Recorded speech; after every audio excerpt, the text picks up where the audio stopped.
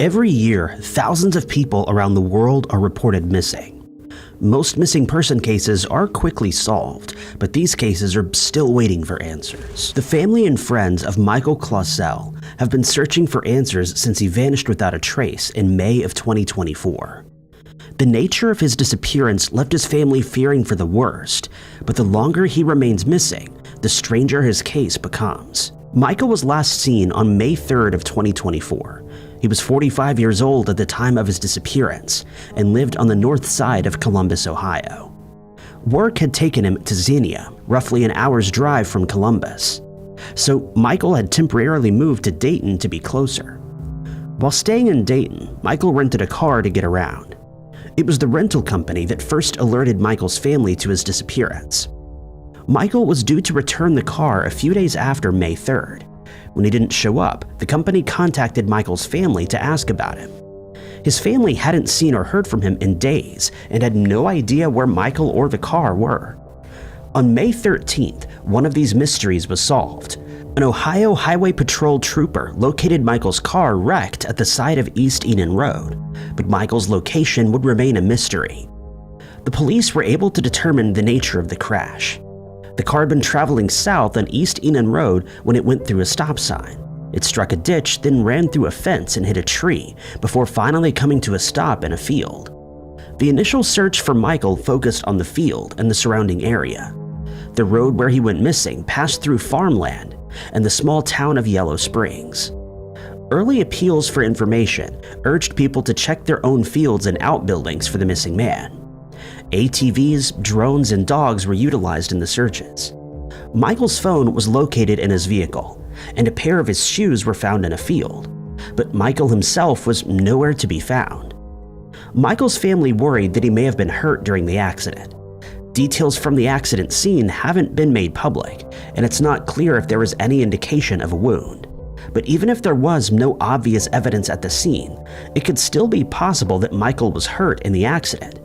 He may have been confused and wandered away from the scene before the wounds became more serious. Michael's parents believe he would have contacted them if he was able to. It's rare that Michael ever went more than a week without talking to them, and he would have wanted his mother to know that he was okay after the accident. Early searches turned up no new information.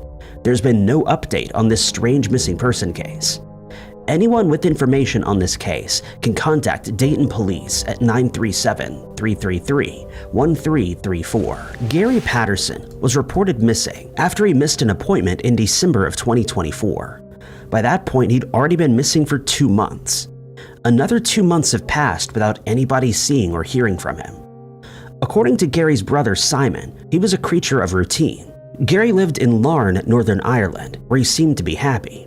He had his routines and would go out for walks, visit the market to buy DVDs and CDs to add to his collection, and shop at the local Iceland store. Simon described his brother as being something of a loner. He knew a lot of people, but they could be considered acquaintances rather than friends.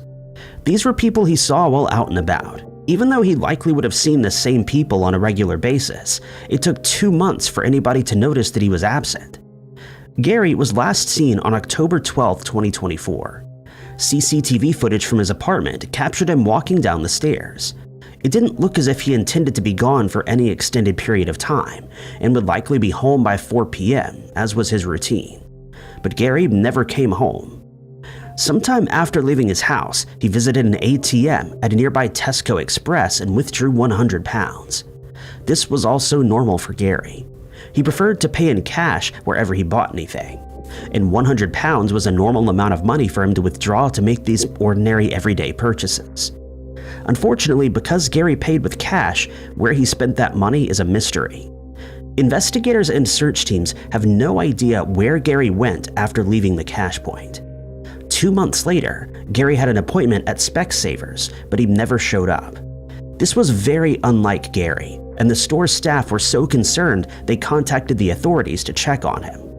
The police found Gary's apartment empty, but there was no evidence that anything unusual had happened there. Everything was in its place, just as Gary would have left it on a typical day. It was then that Gary's brother Simon was contacted. Simon hadn't heard from his brother since he disappeared. Gary had a cell phone, but he rarely responded to calls and texts, and the two brothers didn't contact one another on a regular basis. He was shocked to discover Gary was missing and immediately joined the search to find his brother. Simon described Gary as vulnerable and someone who could get confused when he wasn't in a familiar setting. He also worried that someone may have lured his brother away. So far, no evidence of foul play has been discovered in the investigation. Nothing at Gary's apartment suggests that he intended to be away from home for any extended period of time, and there's no evidence of any communications about plans for a trip or move. But it's possible that Gary could have met someone and discussed these plans in person. Extensive searches of the Larne area have turned up no clues as to what happened to the missing man. Searches have now turned to nearby waterways. Gary's family has been funding the searches themselves and have set up a GoFundMe page to help raise money for them. Anyone with information can contact 101, referencing number 530 of 20/12/24. Over a year has passed since Casey Yodar vanished from her home in Weld County, Colorado. Dozens of tips were sent to law enforcement, but little new information has been uncovered in this strange disappearance. Casey was 34 years old at the time of her disappearance in January of 2024. She lived with her partner Evan and 4 sons in a small community a few miles east of Eaton, Colorado. She was incredibly dedicated to her children, especially her oldest son, who was born with a disability. Casey was working towards getting a license so that she could be classed as his formal caregiver and receive money to support them. She only had one more test to take. In the months leading up to her disappearance, Casey had been in a good mood. It had gotten to the point where she felt ready to stop taking medication for bipolar disorder. But the day before she vanished, Casey was acting strangely. She sent a message to her friend saying she wanted to lie down in the snow in one of the irrigation ditches and not get back up. But the following day, January 14th, Casey seemed to be back to normal. That morning, she spoke with her mother on the phone. She and her mother were very close and would talk on the phone most days. Her mother didn't notice anything out of the ordinary about the call. When the call finished, she even thought about calling back later on to continue their chat. At about 4 p.m., Casey left her home on Abbey Road. She told her partner she was going to stay with a friend for the night and packed a change of clothes into a backpack that she often used as a purse. Casey had the keys to 2 of the family's vehicles with her, but she left the house on foot.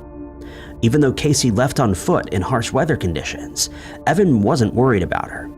She was very close with the friends she was supposedly visiting, and the trip didn't strike him as unusual. It wasn't until the following day that he tried to contact her and didn't get any response. Casey's mother contacted the friend who she was supposedly staying with, only for the friend to reveal she hadn't seen Casey at all that day or the day before.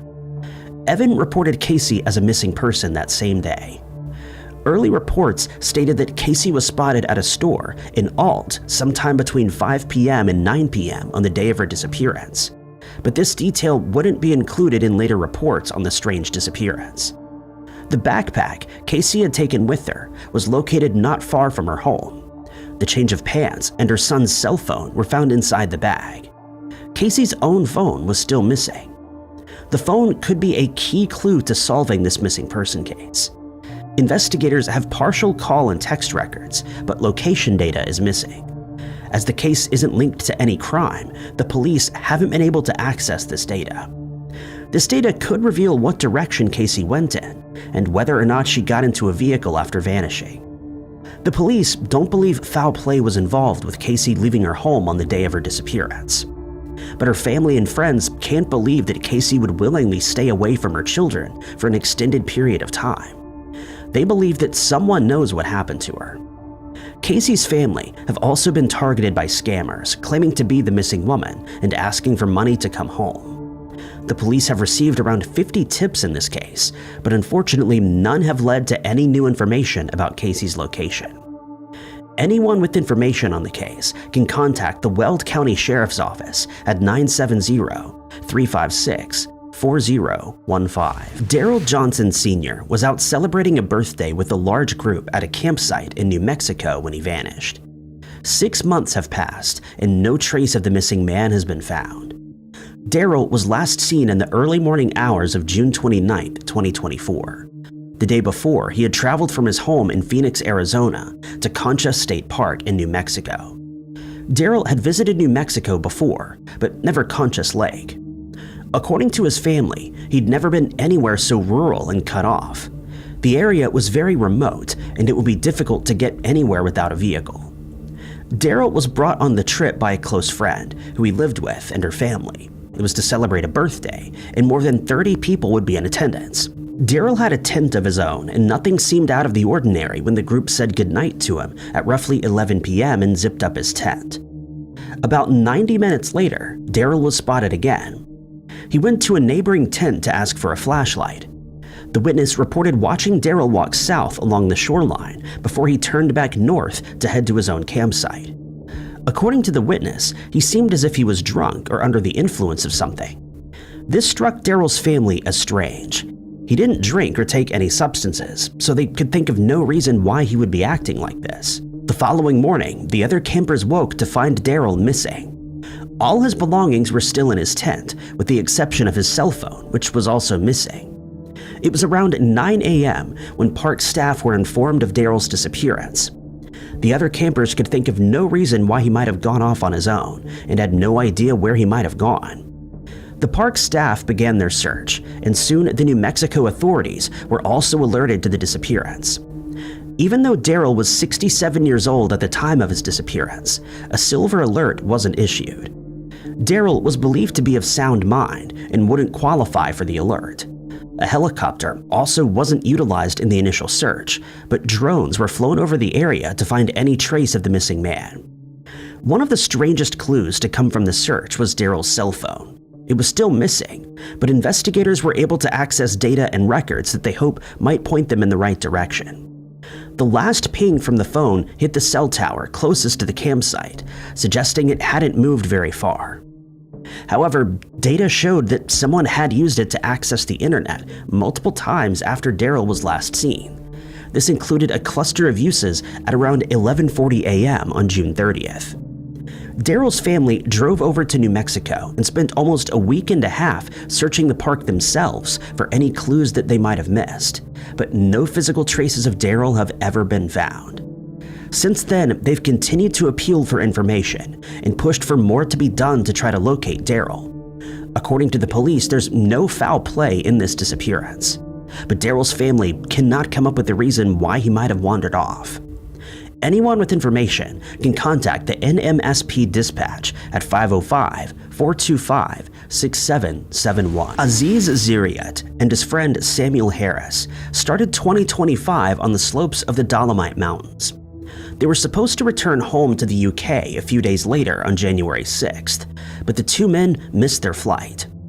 A search uncovered Samuel's remains, but over a month later, Aziz remained a missing person. Aziz and Samuel grew up together, both attending school in southwest London. They attended different universities, but remained good friends as adults. They both enjoyed hiking and had gone on many hikes over the years. Normally, this was part of a larger group. Their trip to Italy at the end of 2024 would be just the two of them. The hike started like any other. They spent a few days hiking through a valley in the Dolomites until they reached a hut near Lake Garda. Throughout the hike, the men had been keeping in contact with family and friends back home. The last communication came on New Year's Day. Aziz sent photos to his girlfriend and told her that his phone was almost out of battery. Both Aziz and Samuel also sent photos and messages to other friends, but at some point that afternoon, the texts stopped coming. At first, their families weren't worried. Going a short while without hearing from them wasn't anything out of the ordinary, especially considering Aziz had warned his girlfriend about the battery life. It was only when neither Aziz nor Samuel boarded their flight home on January 6th that their families knew something was wrong. They contacted authorities in Italy the same day and flew down to help search for their missing loved ones. The photos and videos sent to family members became crucial for search teams trying to narrow down the last known location of the two men. On New Year's Day, Aziz had recorded a short video. He showed off the snow-covered slopes on the mountain and the shelter where they'd be staying. He also explained that the men were planning to leave their larger packs at the shelter that day and explore the valley with only minimal supplies. The plan had been to then move on to the next valley the following day. Aziz's family was also able to gain access to the missing person's email account. That provided additional information about where they intended to hike. It also showed that there hadn't been any activity since January 1st. The initial search was hindered by snow and fog, which meant helicopters couldn't join the drones and ground-based search teams. But when the snow cleared, more resources were put into trying to solve this missing person case. Only a few days later, the search teams made a devastating discovery. Samuel's body was found beneath the snow. Early reports suggest that he may have fallen from a height. Not far away, search teams found items belonging to Aziz. These included his phone case and a card, but Aziz himself was nowhere to be found. After this discovery, Aziz's family braced themselves for the worst. It seemed likely that Aziz wouldn't be too far away from his friend, but since Samuel was discovered, no new updates in the missing person case have been shared. Aziz remains missing, and his family don't have an explanation as to what happened to him. Search and rescue teams remarked that it was unusual for anyone to go missing in the Dolomites at this time of year, but that may simply be because fewer people are likely to hike in the mountains in the winter.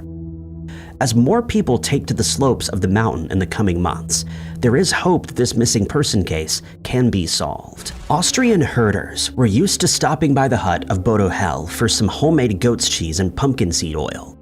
But when a friend went to visit Bodto in early August of 2024, he was nowhere to be seen. A massive search operation got underway, but no trace of Bodto was ever found. Bodto Hell was 81 years old at the time of his disappearance. Most people who'd heard of Bodto knew him from his recent writing success. In 2023, he was awarded the Austrian State Prize for Literature. Shortly before he vanished, he earned the Styrian Literature Prize. Bodto's writing has been praised for its poetic nature, wit, and irony. The writer was said to have had an encyclopedic knowledge on the subjects he wrote about, and managed to craft stories where that knowledge came through, but they were still engaging. When a friend went to visit Bodto on August 11th of 2024, he expected to find Bodto working on his latest piece, or busying himself with some of the other duties he had in his rustic hut in the Austrian mountains, but Bodto was nowhere to be found. It soon emerged that nobody had seen Bodto since August 9th. The last people to have spoken to Bodto were neighbors who said he'd gone to look for his cows, which were out grazing in the mountains. The same day, an acquaintance had tried to call Bodto on his hut phone but got no response. A search effort soon started. The area was difficult to navigate, with plenty of treacherous areas where Bodto may have gotten into trouble.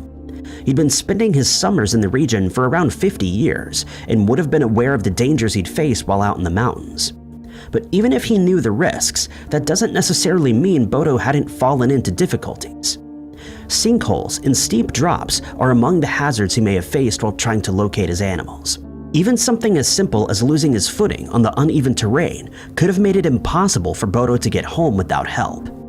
Mountain search and rescue teams were brought in to try to locate the missing rider, but this was an extremely large region, with pine forests and uneven terrain making it even more difficult to search. Drones, helicopters, and search dogs were utilized, but no clues could be found. The initial search had to be called off after just a few days, as thunderstorms reached the region. Smaller searches followed, but there was no new information in this missing person case. After a month, Bodto was officially declared a missing person, but there have been no updates since, and he remains missing to this day. Cameron Twiss was reported missing after he failed to return to his hostel after a hiking trip in Albania. Extensive searches quickly got underway, but Cameron still has not been found. Cameron was an avid hiker who enjoyed exploring different parts of the world. He traveled to Albania from Australia and seemed to be enjoying his time in the country. One of the last messages he sent to his friends back home was about making homemade alcohol with a local man. He was the sort of person to make friends with locals and fellow tourists alike when he went abroad, and this latest trip seemed like no exception. His plan for October 13th of 2024 was to travel along a popular hiking trail in northern Albania. He was staying in a hostel in Yodar and planned on walking along a trail connecting Valbona to the village of Tef. The journey would take roughly 10 hours and pass through remote passes in the Albanian Alps. For some parts of the journey, there are no roads, but the hike isn't considered particularly difficult. Tour guides remarked that they've been on the hike with elderly and infirm people. Cameron was physically fit and an avid hiker and should have no problems with the trail. He started the journey traveling with another group of tourists, but there came a split in the road. He split off from the group, who were heading to a different destination. This was at around 8 a.m. and was the last time he was ever seen. When Cameron didn't return to the hostel, the authorities were called and he was reported missing. He'd left behind most of his belongings, including his passport. Calls and texts stopped going through to his phone, and his family back home in Australia realized something was wrong. Even though the trail was considered safe, there were parts where people could get in trouble if they weren't careful. The initial search focused on an area where tourists like to stop to take photos for social media. 2 tourists had slipped and fallen in the area before, and there was a fear that Cameron may have been another victim. The search gradually expanded from there, but there was still no sign of Cameron. Search teams remarked that even if they couldn't see Cameron himself, they likely would have been alerted to the presence of a body by birds, but there were no such signs. This left investigators at a loss as to what might have happened to him. Crimes against tourists on these trails are extremely uncommon. The area is considered safe, and there was no evidence that Cameron had met with foul play. But there was little evidence for any other explanation either. Some suggested that Cameron may have become the victim of a bear attack. These are also extremely rare. There aren't many wild bears left in Albania, and they're unlikely to attack people. Even if this was the cause of Cameron's disappearance, though, investigators believe they would have found some kind of evidence of the attack along the trail. And more than 4 months on, the mystery remains unsolved. Cindy Goslin went missing under extremely strange circumstances in September of 2024. She left behind 3 children who spent the last 5 months wondering where their mother is. Cindy lived in an apartment in southeast San Antonio, and it had been a difficult year for the 31-year-old. During the summer, she was hit by a truck, which eventually led to her losing her job. But none of Cindy's family or friends reported any unusual or erratic behavior in the period leading up to her disappearance.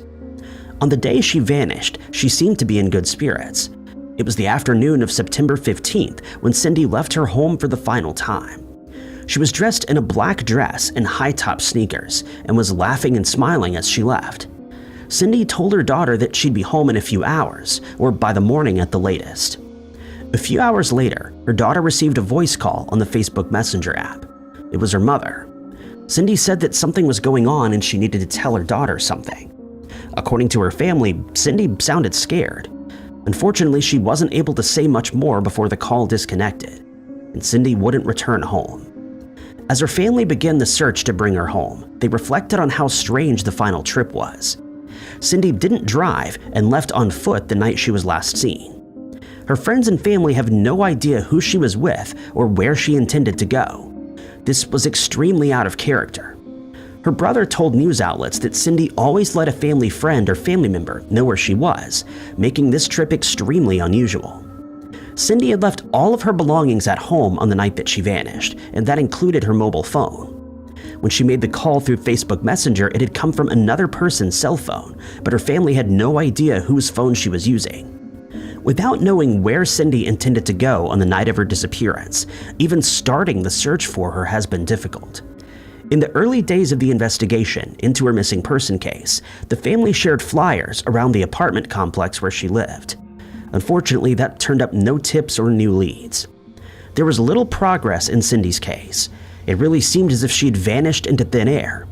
The police classified Cindy as an endangered missing person but didn't go into detail about why the case had that classification. Since then, there have been no significant updates in the investigation, and Cindy's family have just as many questions as they did when their daughter received that strange phone call. Friends and family have continued to appeal for information and believe that someone knows what happened to her, and anyone with information on this case can contact the San Antonio Police Department's Missing Person Unit at 210-207-7660. Danae Stewart last saw her daughter, Queen Destiny Taylor, as she left for work on August 14th of 2024. She would never return home, and the unusual circumstances of her disappearance have left her family fearing she may have met with foul play. The day of Destiny's disappearance started like any other. She lived with her mother and 2 sons in Gainesville, Virginia. In the past, Destiny had struggled with mental health problems, but her mother believed she was in a good place at the time. She'd recently started working at the Buffalo Wild Wings in Gainesville and took an Uber to her morning shift. Destiny didn't come home after her shift, but her mother wasn't immediately worried. At about 9:30 p.m., Danae received a call from her daughter. She explained that she'd gone out with friends, but she was on her way home. It was after this point that things began to get strange. Another call came in 30 minutes later. There'd been a car accident, and Destiny was now stranded. She asked to be picked up from the Manassas Mall. It was a location about 20 minutes from Gainesville. Danae was obviously worried, but Destiny didn't seem to be hurt. She sent Destiny's brother to go pick her up. While he was on the way, Danae received a third phone call, and it was Destiny again, but she was now calling from an unknown number. She explained that she and her friend had taken an Uber to her friend's aunt's house. She'd lost her phone and thought that it might have been left in the Uber. For some reason, though, she was going to search the house for it in case she'd misplaced it after she'd arrived. It didn't take Destiny's brother long to arrive, but by now it was around 11 p.m. He called his mother so she could let Destiny know her ride was there. He also told her that he thought the location seemed dangerous, and he didn't want to stay there too long with his girlfriend and children in the car. Danae told her daughter how her brother felt, but Destiny was still searching for the phone. By the time she left the house at around midnight, her brother had gone. Danae sent her daughter money for an Uber, but said she had to sort out the journey herself. The next morning, Destiny still hadn't arrived, but her twin sister, Diamond, had received a strange message on Instagram. It wasn't from Destiny's account, but seemed to be from her. She said she wasn't coming home, but she was going to get better. The search for Destiny began right away. Her family didn't immediately report her missing, but started their own search to try to find her. They contacted the people she'd been with on the night of her disappearance, but couldn't get any answers as to what happened to her. Eventually, a missing person report was filed, and the police began their investigation. Since then, there have been a few more strange incidents. In October, police in Prince George's County, Maryland, stopped a car doing a routine traffic stop. In the passenger seat was a woman resembling Destiny, but officers didn't realize she was a missing person. Nothing about the sighting struck the officers as odd, and the car was let go. Then, in December, Danae received a call from someone who sounded like Destiny. She was talking quietly and asked Danae to tell her sons she loved him. She then said she had to go and hung up. The police have found no evidence of foul play in this case, but her family believes something is keeping Destiny away. A private investigator has been hired to try to get to the bottom of the mystery, and a GoFundMe was set up to support the investigation. Anyone with information on this case can contact the Prince William County Police Department at 703-792-6500. Clinton Bonell was just starting a new stage in his life when he suddenly vanished. The former Green Beret was reported missing after failing to show up for classes. His family believes his disappearance is suspicious.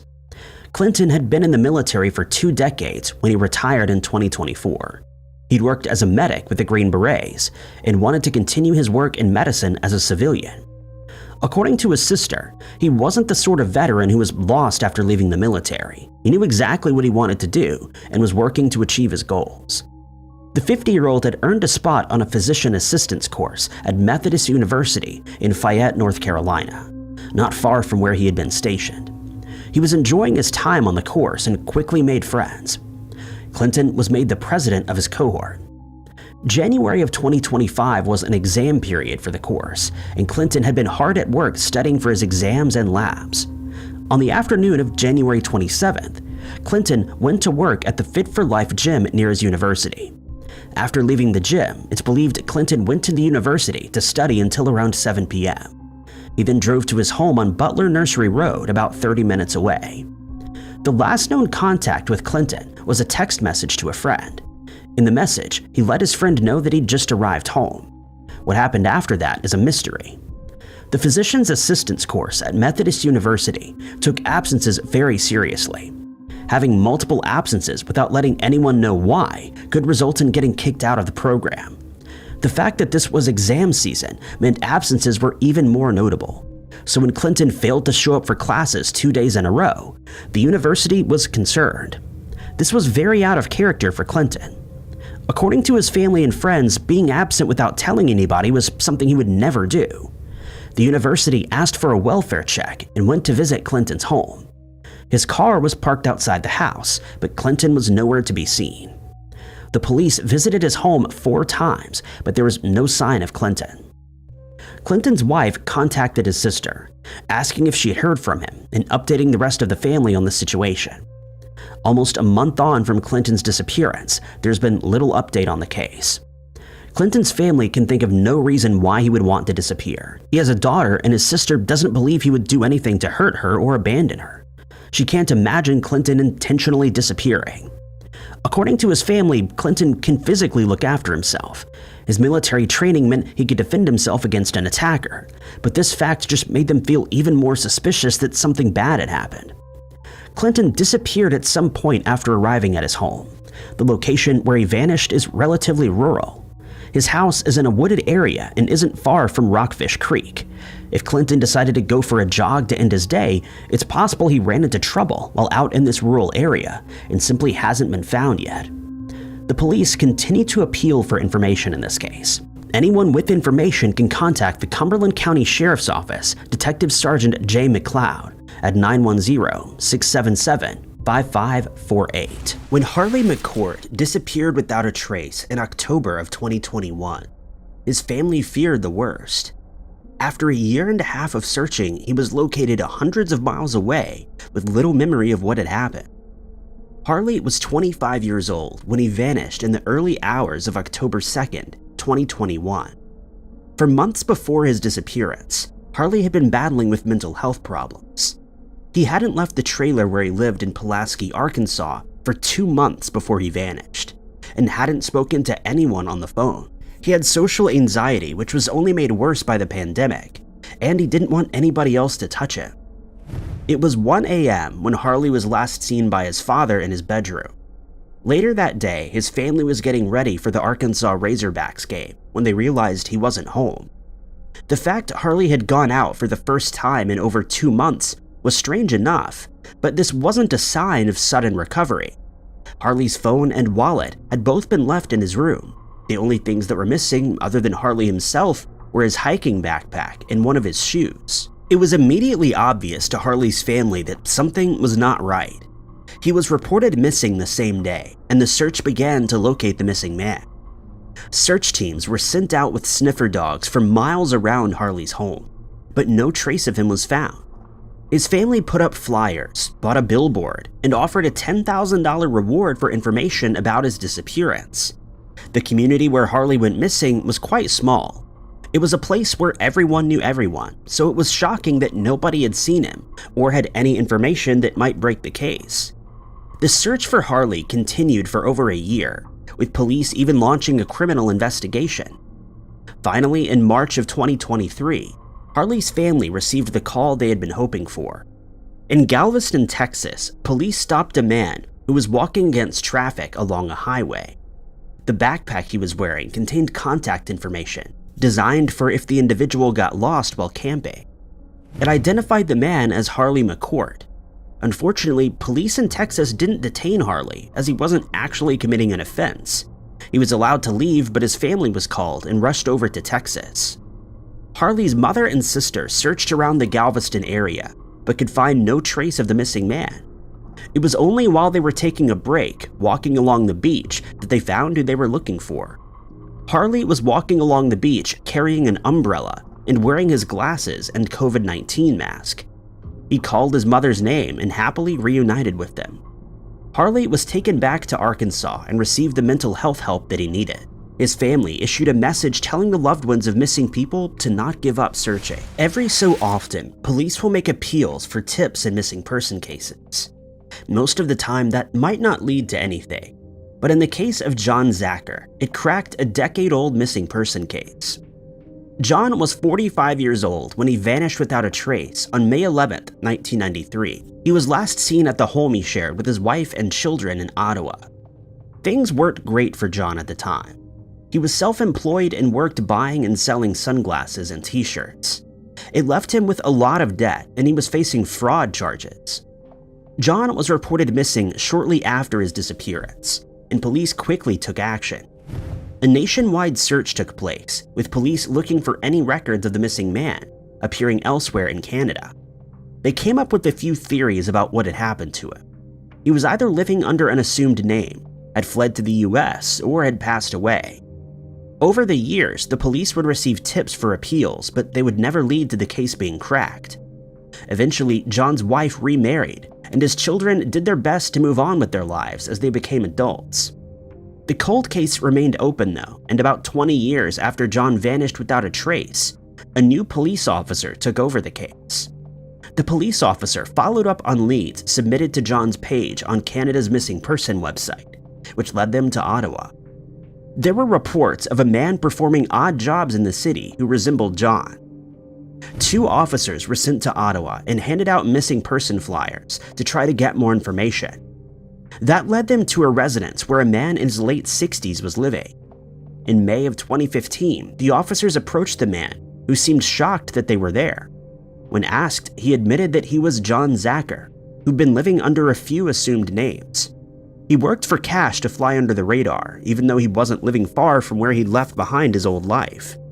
He admitted he'd disappeared to get away from his death. Like the families of many missing people, Joyce Curtis believed her son Nicholas was no longer alive after not hearing from him for more than 10 years.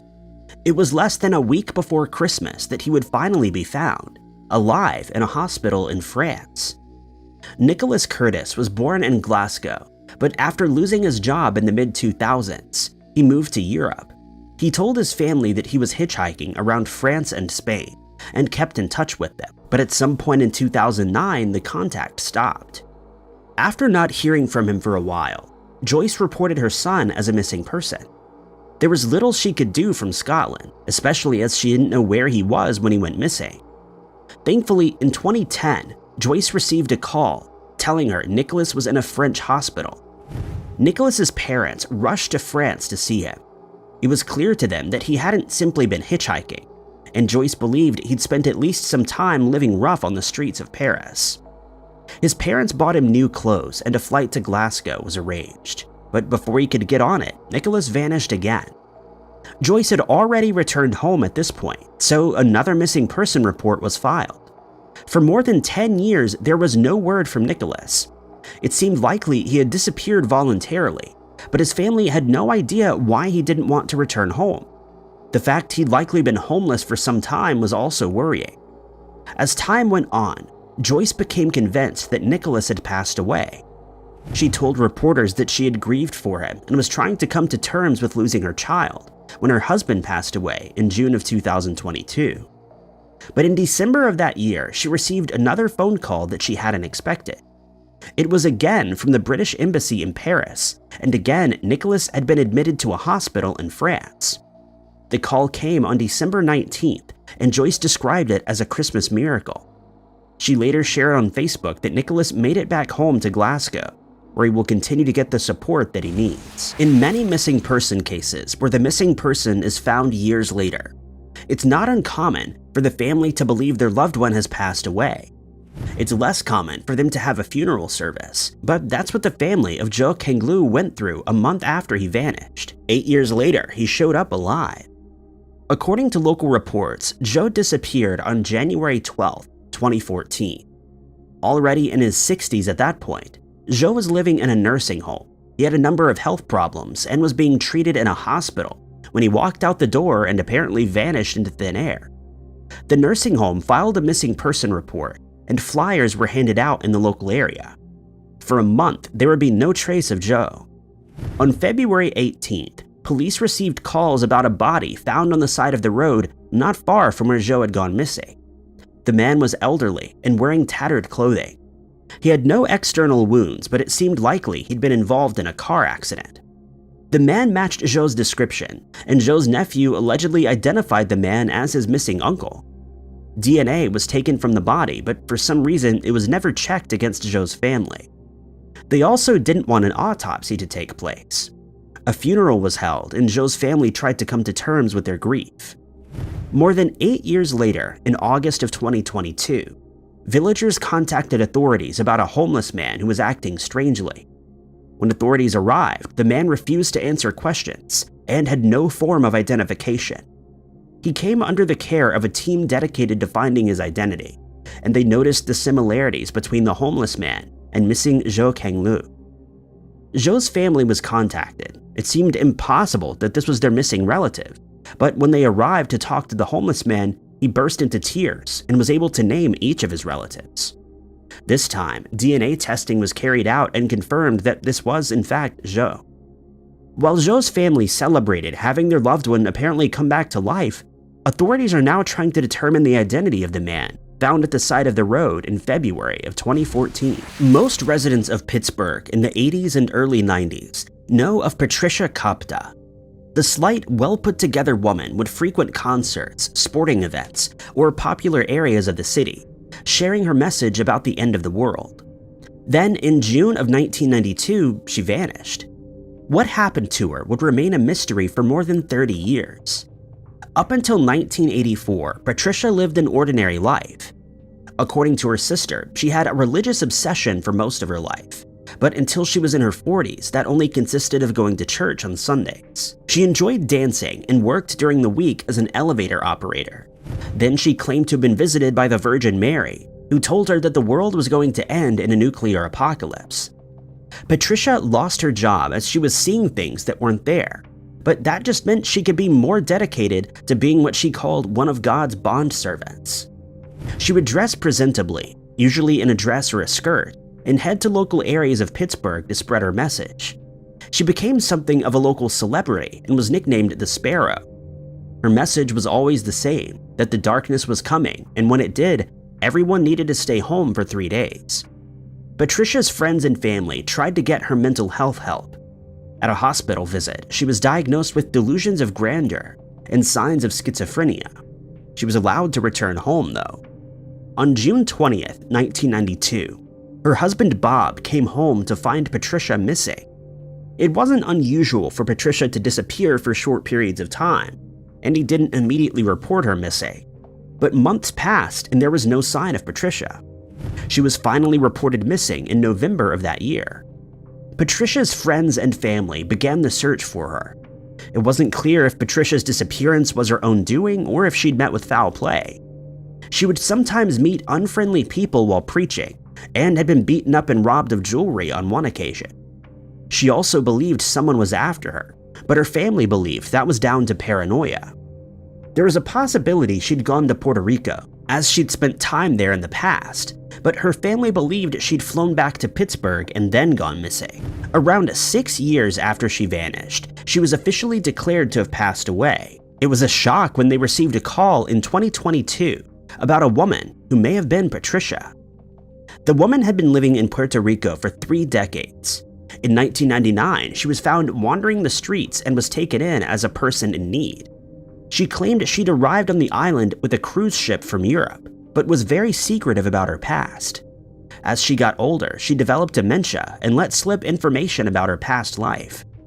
The workers at the nursing home contacted authorities in Pittsburgh, and she was identified as the missing person, Patricia Kapa. Police believe she fled home because she believed she was going to be institutionalized. DNA testing confirmed that this elderly woman was Patricia, and the mystery of her disappearance was finally solved. In September of 2020, a bizarre news story broke that left the international community scratching their heads. It quickly became one of the strangest solved missing person cases in recent history, and is still talked about to this day. On September 26, 2020, fishermen off the coast of Puerto Colombia discovered a woman floating in the middle of the ocean. Video footage shows the woman laid on her back with her arms to her chest and her eyes closed. The fishermen brought the woman on board and immediately contacted the authorities, telling them that the woman was very weak and had been floating towards them. After bringing her aboard the ship, the fishermen tried to communicate with the woman in both English and Spanish, but they were unable to get any information out of her. During their attempts to communicate, the fishermen said that the woman became very upset and began crying and shouting irrationally. She was quickly transferred to the nearest hospital, where she was treated for dehydration and hypothermia. It was during this time that the Colombian authorities made a stunning realization. The woman found floating in the ocean was, in fact, missing 46-year-old Angelica Gayton, who had gone missing in 2018 from Colombia. Her daughter told Colombian newspapers that her mother mysteriously cut all contact with her in 2018, and that she had been looking for her ever since. Angelica's family and public crowdfunded money to help with the costs of getting her home, and the cost of medical and psychiatric treatment. In an interview for the New York Post, Angelica said that she disappeared in 2018 because she was running away from an abusive relationship. For the next 2 years, she drifted between different shelters and found herself in a deep depression. She claims that she jumped into the sea and blacked out after that. Angelica's family are planning to move her to Bogota, where they can help her with her treatment and recovery. 60-year-old Stephen Coleman was last seen on December 20th, 2020, on the south rim of the Grand Canyon by a friend. According to the friend, Stephen left his belongings with him while he went on a short hike, assuring him that he would be back soon. Stephen never returned to his friend, and according to the Missing NPF website, he was reported missing on December 20th, 2020, hours after his friend had last made contact with him. There are, however, conflicting reports, with WVLT-8 reporting that the National Park Service was only made aware of Stephen's disappearance in February of 2021. What we do know is that on February 6, 2021, the Grand Canyon Rangers assisted by search and rescue teams to begin a missing person investigation and search for Stephen. The exact details of the search have not been released to the public, and the NPS commented that Stephen may be transient and traveling in Arizona from Maine. On February 7, 2021, Stephen's case was officially solved when the Grand Canyon National Park Service successfully located him alive and well. In a tweet, they wrote "missing person located on February 7th at approximately 12 p.m. Stephen Coleman was located outside of Grand Canyon National Park. Coleman is safe and in good health and is no longer reported as a missing person. There have been no other updates on Stephen since his miraculous discovery, and the National Park Service has declined to comment on Stephen's case. Regardless of the circumstances of his disappearance, we're just happy that Stephen is home safe and well. Blanca Mabel Otero Alvarez spent most of her childhood in Argentina after her family moved there following the Spanish Civil War. Blanca and her brother, Jose Luis, were only young when the move happened, so they had no trouble fitting into the new lifestyle and customs of Argentina. For years, the Alvarez family did their best to start their new life in Argentina, but always yearned for their homeland of Spain. Then in 1973, when Blanca was 21 years old, she and her family returned to their former hometown in Spain to pick up where they had left off. Blanca took no time at all to settle into her new life, and according to her brother, Jose Luis, they always felt more Spanish than Argentine anyway. After moving back to the small village where their parents had lived, Blanca set about looking for work, but found that it was much harder to find a job in Spain. After months of searching, Blanca found work with Spain's rail network, which was a far cry from her previous job as a teacher. Nevertheless, Blanca was happy to have finally had a job and moved to the city of León to kickstart her career and begin her adult life. Blanca made sure to visit her parents every weekend, but as the years passed, these visits became less and less frequent. For over 20 years, Blanca worked at the rail network, occasionally traveling to see her family. That was until one day in 1995, when Blanca mysteriously cut all contact with her family. Her brother told newspapers, quote, "Then one day, she was working and then she just disappeared. She left her clothes, everything. She didn't take anything with her." Despite not hearing from Blanca, her family decided to not report her missing in 1995, as it was, quote, "not what their father would have wanted." Instead, they waited until 1997 to file a report, fearing that something terrible had happened to her. The police tirelessly searched for Blanca, and reported back to her family that they had apparently made contact with her, and she did not wish to speak to her family. Blanca's family waited for any sign of her, but as the years passed, it appeared that she had simply vanished into thin air. In 2005, she sent a letter to her family, asking them for forgiveness and promising them that she would be in contact with them very soon. But this contact never came. Once again, Blanca mysteriously vanished, leaving her family with hundreds of unanswered questions. Her brother told Spanish newspapers, quote, "The police waited for her to renew her ID, her driver's license, but she never did. We assumed the worst and just wanted to find out the truth." Then, in August of 2020, Blanca's family received some shocking news.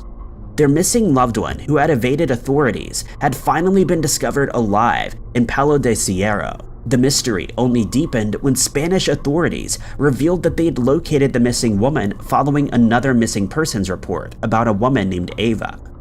It turns out that Blanca had been living under the assumed name of Ava for the last few years. The Spanish authorities reported that Blanca's neighbors had called them to perform a wellness check after they hadn't seen her for a few days. In the call, one resident said, "We haven't seen our neighbor, Ava, for days. She lives alone and we're worried that something might have happened to her." Upon entering the apartment, they found Blanca in a state of confusion and in bad condition. After searching through databases and contacting Blanca's family, they were able to make a positive identification and close her missing persons case. Blanca was transferred to the HUCA hospital, where she was treated for her condition. There have been few updates in Blanca's case, and we're still unsure why she mysteriously disappeared and lived under a new identity. 30-year-old Retha Mae Finkbonner and a small group of friends made the trip from their home in Bellingham, Washington to Las Vegas, Nevada in September of 2021. The trip was supposed to be a happy one and a chance for everyone to let their hair down for a short while before returning to their normal lives. However, on September 3rd, 2021, Retha's family received a call that turned their world upside down. On the other end of the line were Retha's friends, who said that they had been separated and that they couldn't find her anywhere. Her family sprung into action and immediately reported her missing, prompting a search of the Las Vegas area, but to no avail.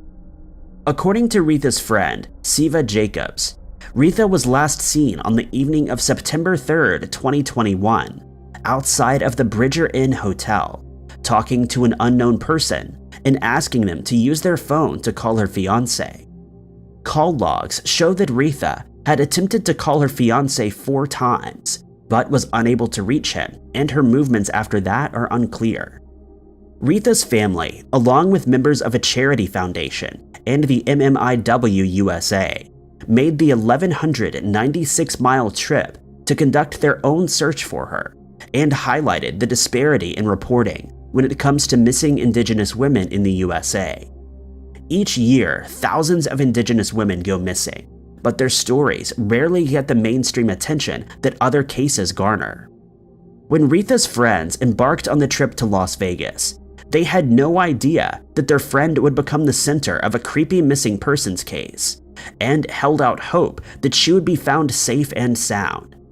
Amazingly, on September 23rd, 2021, 20 days after she was reported missing, Retha was found at the Fremont Street Experience Casino Mall in downtown Las Vegas. Retha's family, along with the friends that accompanied her on the trip, were informed shortly after and were elated to hear that their loved one had been found safe and sound. Siva Jacobs told the Seattle Times that so far she hasn't had the chance to catch up with Retha and ask her what happened, but she is glad that she's been located safely. Lumi Nation chairman Lawrence Solomon made a statement on behalf of Retha's family and the community, saying, quote, "We raise our hands to Retha's family, who have been tirelessly trying to locate her. We raise our hands to the entire community, our relatives throughout the Indian country, and all those who brought attention to her case in an effort to ensure her safety." 69-year-old Harry Burley kissed his wife Stacy goodbye and headed out of the front door of their home in Roseburg, Oregon. Harry was headed for Tokatee Lake for an overnight fishing trip, something that he had done hundreds of times before. He spent the day of May 25, 2021, fishing for German brown trout on his kayak, telling News Review, quote, "I caught a couple of nice ones, kissed them on the snout, and let them go." As the afternoon progressed, the weather began to change, and as the wind speeds picked up, it became too hard for Harry to control his kayak. Not wanting to waste the afternoon, Harry decided to pack up his stuff and move over to Twin Lakes, hoping that the weather would be calmer there. According to Harry, he made his way up a steep road in his car before arriving at the trailhead. Harry told the news report, quote, "The trail was only 1.25 miles, and I thought I can dash that."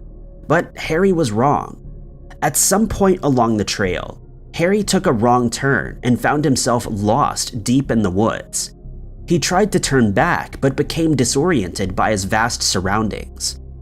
Hours quickly turned into days, and back home, his wife Stacy began to panic, but was under the belief that she needed to wait 48 hours in order to file a missing person report. Finally, on May 7th, Stacy called the Douglas County Sheriff's Office and reported her husband missing. The search and rescue team responded almost immediately and began their search and rescue efforts. It wasn't until 17 days later, on May 23rd, 2021, that the search and rescue teams came across a makeshift shelter deep in the woods of a national forest. Searchers began calling Harry's name once they discovered the shelter, and were shocked to hear a voice replying back to them. The Douglas County Sheriff's Office said in a statement, quote, "He was found to be walking and complaining of minor pain, but was in stable condition. A Brim aviation helicopter was utilized to hoist Burley from his location and transport him to a waiting Lifelight helicopter." Harry is still in recovery from the numerous injuries he sustained during his 17 days in the forest. He lost 28 pounds along with suffering from dehydration, hypothermia, and gastrointestinal problems. Despite his ordeal, Harry maintains a positive outlook, saying, quote, "I left that mountaintop with something I didn't have before. My body was beaten beyond what it could give. My mind was stretched beyond what I thought I could do. But my life spark, that loving energy that we have inside of us, was filled." Kamaya Mobley was born in Florida on July 10, 1998, to 16-year-old Shanera Mobley. When Kamaya was only 8 hours old, a woman dressed in hospital attire entered Shanera's room and proceeded to assist her with the baby. Believing the woman was a nurse, Shanera allowed her to take Kamaya out of the room. Instead, the woman left the hospital with the baby and mysteriously disappeared. With no photographs of Kamaya, Shanera sought help from the Center of Missing and Exploited Children. They were able to create a computer-generated composite sketch that included distinctive features Kamaya possessed. In 2017, police investigated several tips that a young woman meeting Kamaya's description was living in South Carolina with her mother, Gloria Williams. The young woman, whose name was Alexis Manigo, was given a DNA swab. After a short wait, it was confirmed that Alexis really was Kamaya Mobley. Gloria confessed to impersonating a nurse in order to kidnap Kamaya. She claimed that the recent loss of her own child is what had motivated her to abduct another. Gloria was sentenced to 18 years in prison, however maintains contact with Alexis, who has chosen to keep the name she grew up with. Shanera was reunited with her missing daughter, however they do not have an ongoing relationship. On April 27, 1964, Paul Frunzak was kidnapped from the Michael Reese Hospital in Chicago, Illinois, when he was only 2 days old. A woman impersonating a nurse claimed that she was taking Paul to the hospital's nursery, but instead disappeared with the infant, sparking an extensive, multi-state search that produced few clues. 2 years later, an abandoned toddler was found in New Jersey, matching Paul's description. When Paul had no real distinguishing characteristics, the Franzaks believed the child's ears matched their missing son's. There was limited testing available. However, a blood test confirmed the child was the same blood type as Paul. The Franzaks would go on to raise the boy they believed to be their son. But by the age of 10, Paul began to have doubts about who he was.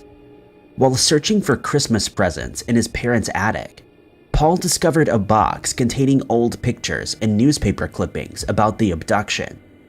In 2012, his suspicions were confirmed when a DNA test proved he was not the Franzaks' biological son. In his quest to find his real identity, Paul began a Facebook group telling his story. Through the group, Paul made contact with a woman from Michigan who believed her father, named Kevin Beatty, might be the real Paul Franzak. In 2018, it confirmed that Kevin was the Franzaks' missing son. Kevin's biological father had passed away before Kevin had the chance to talk to him. However, he was able to contact his biological mother. Sadly, and in a bizarre twist of fate, Kevin lost his battle with cancer on April 25, 2020, the day he had only recently discovered was his actual birthday. On October 6, 2002, 11-year-old Sean Hornbeck left his parents' Richwoods, Missouri home to ride his bike to a friend's house.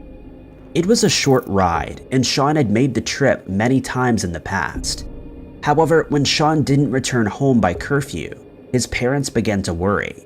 Their concern intensified when they learned that Sean had never made it to his friend's house that afternoon. Police were summoned and the search for Sean began. Police conducted an extensive search for Sean, scouring fields, abandoned houses, and bodies of water, hoping to find any clue as to the whereabouts of the missing boy.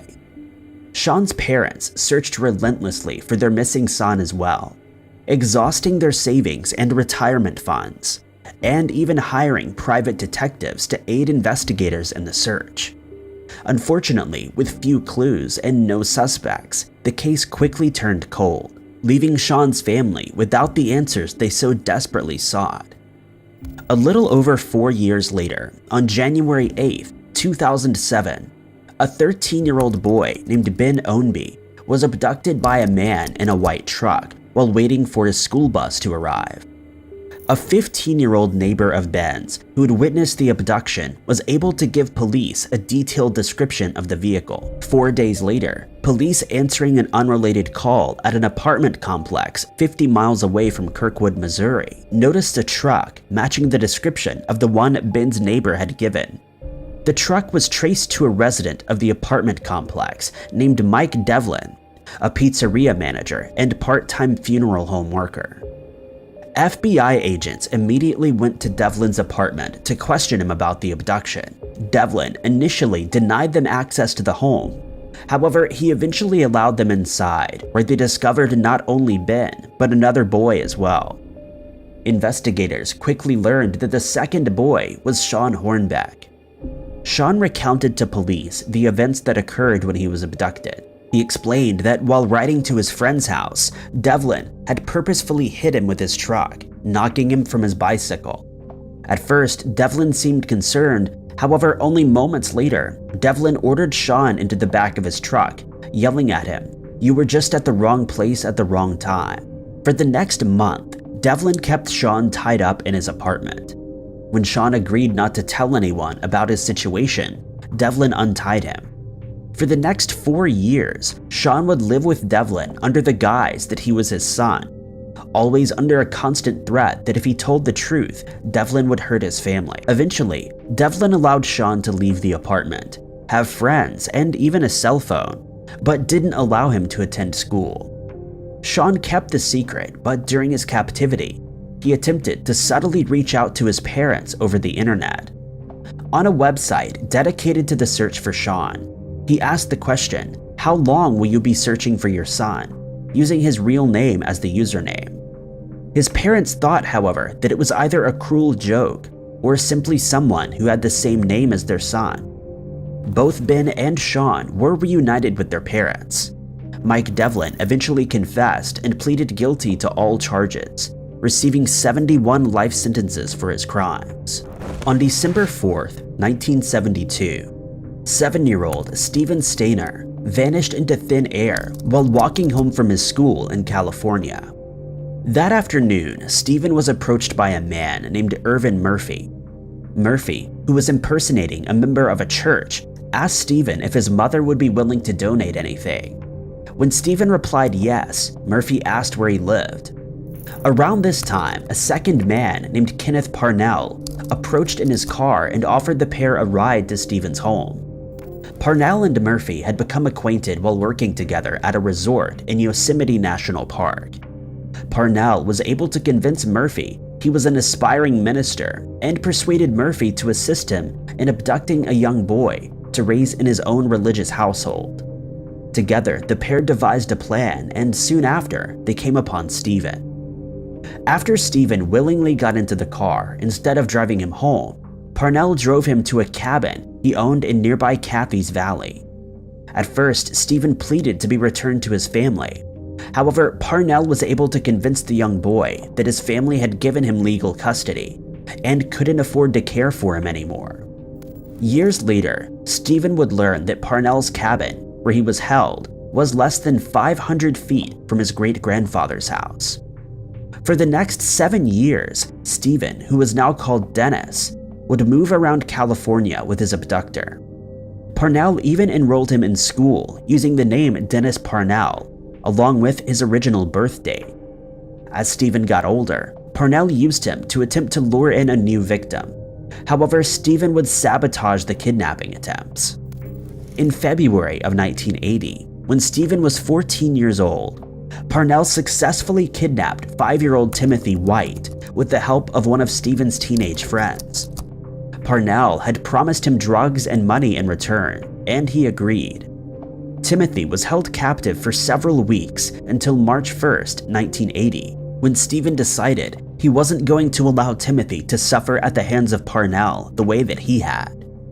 When Parnell left for his night security job, Stephen took Timothy and the pair hitchhiked to nearby Ukiah, the town Timothy had been abducted from.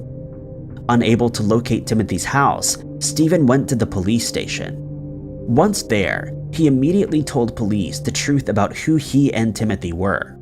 He also gave them the abductor's name and address, and by the following morning, Parnell was in custody.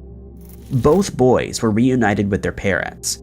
Kenneth Parnell was sentenced to only 7 years in prison for his crimes. 20-year-old Colleen Stan vanished without a trace from Eugene, Oregon in May of 1977, while hitchhiking to California for a friend's birthday party.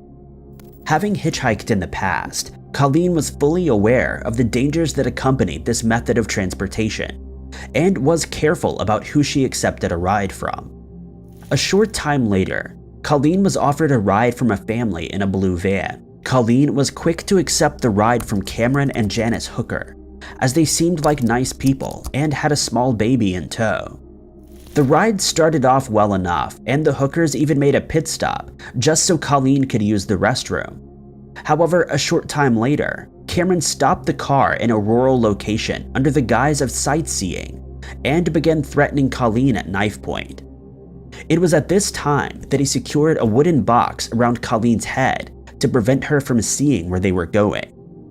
The Hookers took Colleen back to their home in Red Bluff, California. There, they kept Colleen in a wooden box under the couple's waterbed for years.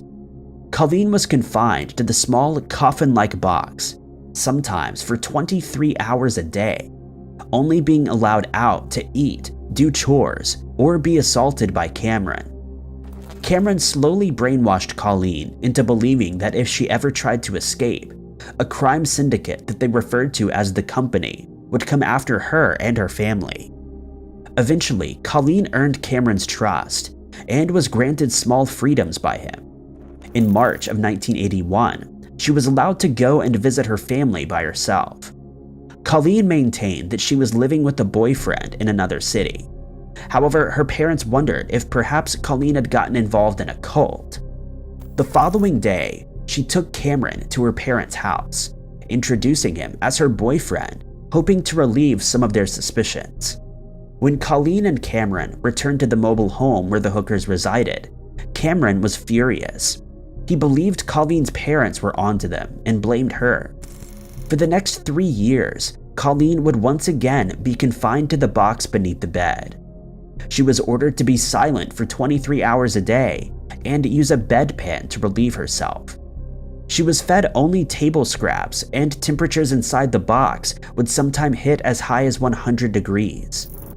In May of 1984, Colleen was allowed to get a job working as a hotel maid, still believing that the company was always watching her. Colleen abided by Cameron's rules, never hinting at her situation to coworkers. When Cameron announced to Janice that he wanted to take Colleen as his second wife, Janice decided she'd had enough.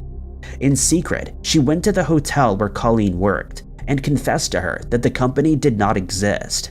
No one was watching her, and she would face no repercussions if she left. Armed with this newfound knowledge, Colleen phoned Cameron and told him that she was leaving. Colleen hopped on a bus and went straight home. Over the next few weeks, Colleen stayed in contact with both Cameron and Janice over the phone. At Janice's request, she did not go to the police to give Cameron time to do the right thing and turn himself in. However, 3 months later, Janice went to the police herself and told them the truth about what had happened. Cameron Hooker was quickly arrested. In 1985, Janice agreed to testify against Cameron in exchange for full immunity.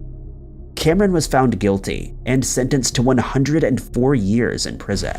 Cornelia Rau, who was born in Germany, was raised in Australia and went missing often. Ever since her parents moved her family to Australia as a toddler, Rau loved to travel. She took work as a flight attendant with Australia's flagship airline and regularly ventured out of the country. Eventually, though, this travel took a darker shape. Rau's family began to notice signs of mental illness, and doctors believed that she suffered from either bipolar disorder or schizophrenia. While undergoing treatment for this, Rau continued to slip away for days at a time, occasionally leaving the country. However, each time she disappeared, Rau made sure to contact her family and was able to return home safely. Rau's final disappearance in 2004 would go unsolved for nearly a year and lead to a massive public outrage. While receiving treatment at Manly Hospital, Rau checked herself out and withdrew thousands from her bank account. Then she vanished without a trace. Shortly after, a confused woman appeared in North Queensland, hitchhiking alone. She had no passport or plan of travel and claimed to be a lost German backpacker. She gave people multiple names, sometimes calling herself Anna Brotmeyer and sometimes Anna Schmidt.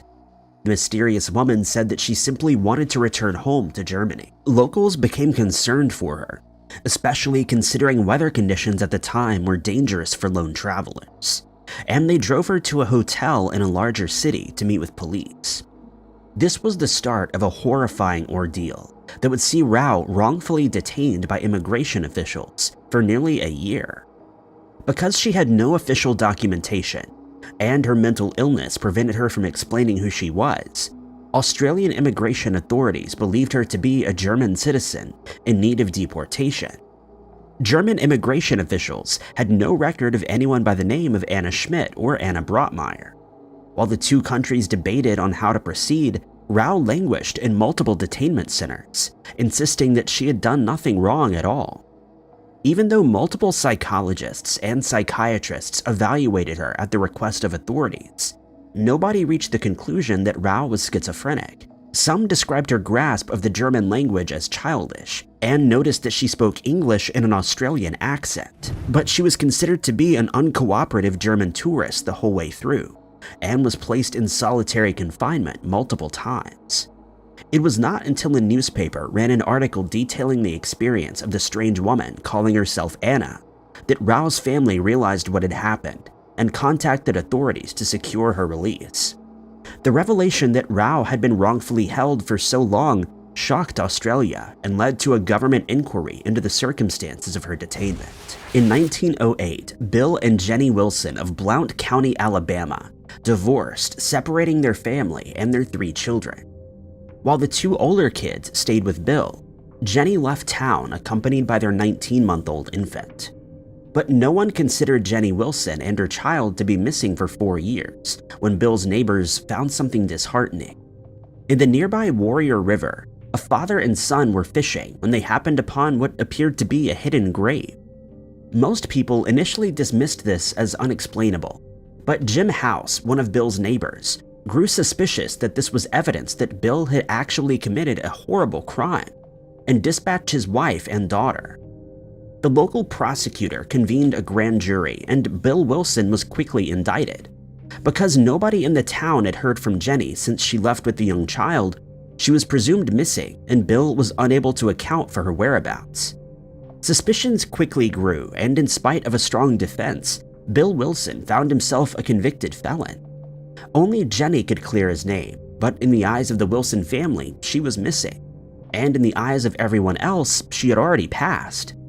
Bill Wilson was sentenced to a life in prison, but a shocking revelation would later exonerate and free him. In 1918, Jenny Wilson and her daughter returned to Blount County and promptly announced that she was, in fact, alive. Jenny had been living in Indiana and was only considered missing in Alabama because she left without telling anyone where to find her, and at the time, nobody had the tools to track her down. She told the community that she had just heard of the trial and that Bill was in fact innocent, leading to his release.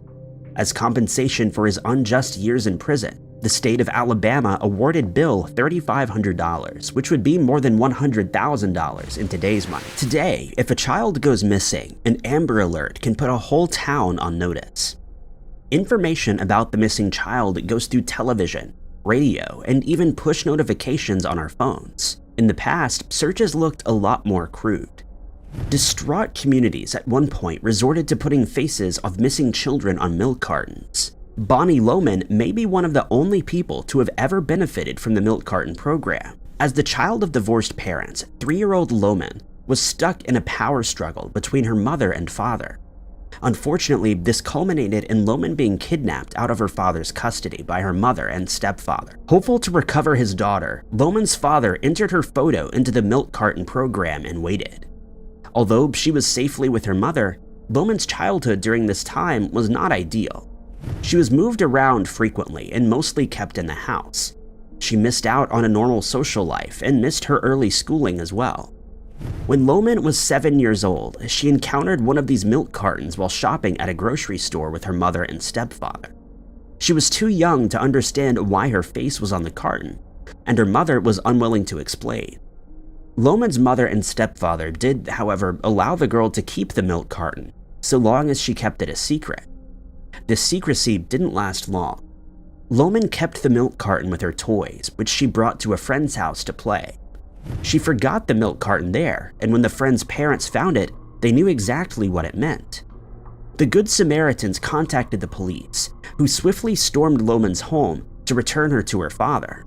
While the experience was deeply traumatic for the young girl, she was able to reconnect with her father and finally access the education and the life that she deserved. Guillaume Lagentille may be the most unlucky astronomer of all time. Born in France in 1725, Lagentille found early career success leading to his appointment to the Academy of Sciences and his involvement in an ambitious astronomical project. The Russian scientist Mikhail Lomonosov organized astronomers across the world to observe the transit of Venus, during which the planet crosses directly between the Earth and the Sun, and can be seen as a small black dot against the Sun's surface. As part of the project, Lagentille was sent to a French colony in India to record measurements of the transit. When he didn't return, Lagentille's friends and family assumed him to be gone forever. In truth, Lagentille was never lost. He made it through the first leg of his voyage to what is now the island of Mauritius. Just then, the 7 Years' War broke out, pitting France against Britain, and Lagentille was stuck. He was forced to wait for a ship brave enough to sail the wartime seas, and by the time this ship offered passage, Lagentille was well behind schedule. The ship was blown off course, and before they could arrive in India, the crew learned that the British had captured the French colony from which Lagentille had planned to make his observations. While his vessel returned to Mauritius, L'Agentile watched helplessly as the date of the transit of Venus passed with perfectly clear skies. He was unable to take any measurements from the rocking ship. The undeterred scientist then made a fateful decision. He chose to stay in Mauritius for 8 more years to record the next scheduled transit.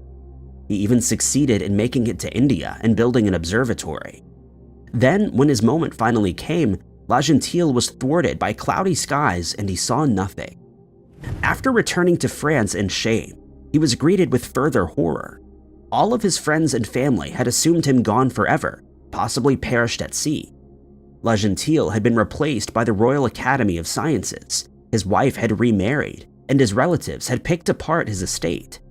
The poor astronomer then began his new project, rebuilding his life after returning to society from the ranks of the disappeared. At first, life was difficult for Zerurat Brierley. Born in India, his family was abandoned by his father when he was young, leaving his mother to struggle to provide. In these dire straits, Zerurat and his siblings took to begging at train stations to make ends meet. One day, at just 5 years old, Zerurat was on one of these panhandling expeditions when he became separated from his older brother. He searched high and low but couldn't find him, until the boy eventually fell asleep on a train car. Unbeknownst to him, that train would whisk him more than 1,500 kilometers away to Kolkata, a city totally unfamiliar to him, where people spoke Bengali, a language he didn't know. Zerurat's family lost all contact with him, and had no way of tracking him down. To them, he may as well have been gone forever. The police in Kolkata, unsure of what else to do with him, entered Zerurat into an adoption process, where he was discovered by a loving Australian couple, John and Sue Brierley. They took the young boy to start a new life in Tasmania. Zerurat's childhood was happy, and he grew into a successful young man who studied business and hospitality. However, his pleasant life in Tasmania was never enough. Zerurat dreamed of home, and he had just enough tools to find it. Images of his hometown were burned into his memory, and Zerurat became obsessed with tracking Indian rail lines back from Kolkata on Google Earth. He spent 3 years staring at the digital map, obsessively analyzing train stations and looking for home. This intensive search paid off, and Zerurat was able to solve his own disappearance. He tracked down his hometown, and 25 years after losing her, reconnected with his birth mother. Thank you guys so much for watching. If you liked this video, be sure to hit that like button. Also, don't forget to subscribe and click that notification bell to keep up to date with all of our future uploads. But my name is Ty Knotts, and I'll catch you guys in the next video.